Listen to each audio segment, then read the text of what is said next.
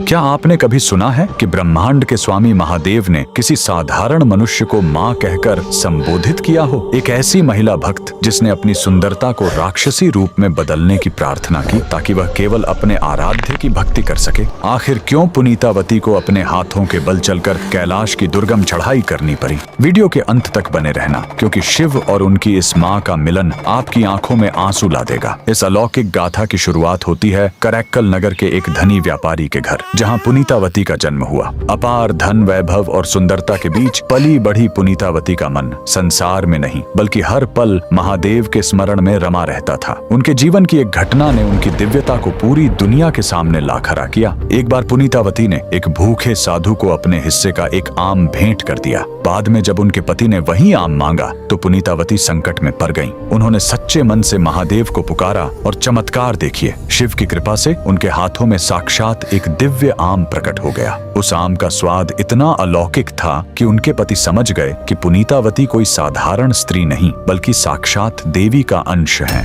पर अफसोस, श्रद्धा के बजाय उनके पति के मन में भय बैठ गया और उन्होंने पुनीतावती का त्याग कर दिया। पति के वियोग ने पुनीतावती को पूरी तरह वैराग्य की ओर धकेल दिया। उन्होंने महादेव से एक ऐसी प्रार्थना की जिसे सुनकर देवता भी दंग रह गए। उन्होंने कहा, हे महादेव, यह सुंदरता और यह कोमल शरीर मुझे आपकी भक्ति से भटका रहे हैं। मुझे ऐसा रूप दे दीजिए जिसे देखकर कोई मुझे छूना तो दूर, देख भी न सके। महादेव ने उनकी पुकार सुनी और देखते ही देखते वह सुंदर स्त्री एक भयानक कंकाल जैसे रूप में बदल गई। इसी अवस्था में वे करैक्कल अमैयार कहलाएं। शिव के प्रेम में डूबी अमैयार ने कैलाश की यात्रा शुरू की, लेकिन उनका मानना था कि जिस भूमि पर महादेव के चरण परे हों उसे अपने पैरों से छूना पाप है। इसलिए उन्होंने अपने सिर और हाथों के बल चलकर कैलाश की चढ़ाई शुरू कर दी। उनकी इस कठोर और असंभव तपस्या को देखकर साक्षात महादेव का आसन डोल उठा। जब वे कैलाश पहुंची तो स्वयं भगवान शिव ने मुस्कुराते हुए उन्हें अम्मा कहकर पुकारा। ब्रह्मांड के पिता को अम्मा कहते सुन पुनीतावती भाव विभोर हो उठी और उन्होंने महादेव को अप्पा यानी पिता कहकर संबोधित किया।